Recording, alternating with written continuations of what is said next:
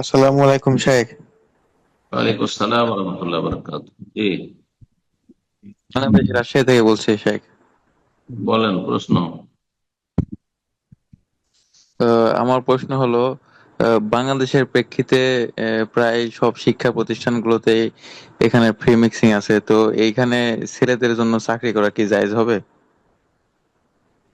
আপনার চাকরিতে একেবারে একাকার যদি না হয়ে যেতে হয়, বেঁচে থাকতে পারছেন, আপনি হয়তো শিক্ষকতা করছেন, আর ক্লাসে পড়িয়ে দিয়ে সামনে হয়তো মেয়েরা আছে, যদি সম্ভব হয় তবে হিজাব করতে বলবেন সেখানে।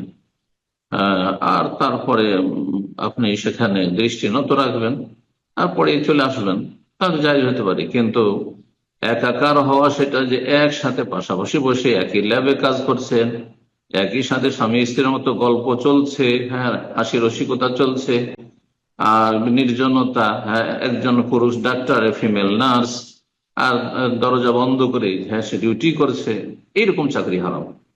এরকম চাকরিগুলো হারাম, বুঝতে পেরেছেন? জাযাকুমুল্লাহ খাইর। আসসালামু আলাইকুম রহমতুল্লাহ বরকাতুহু শেখ।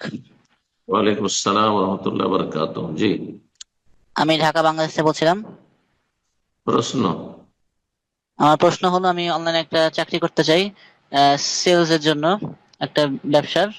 সেখানে হলো ক্লায়েন্ট আমাদের খুঁজতে হয়, তারপর যোগ্য বিচার করে আরো উচ্চ পদের লোকের কাছে পাঠাতে হয়। তারপর যদি সে প্রোডাক্ট বা সার্ভিস কিনে তাহলে আমাদেরকে কমিশন দেওয়া হবে।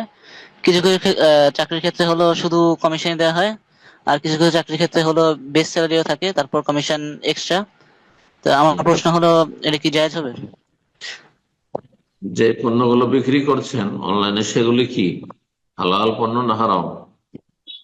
কি বিক্রি করছেন? এখনো শুরু করিনি, সেটা হালাল জিনিস আমি বিক্রি করব। হুম, হালাল হলে জায়েজ আছে। হালাল হলে জায়েজ আছে।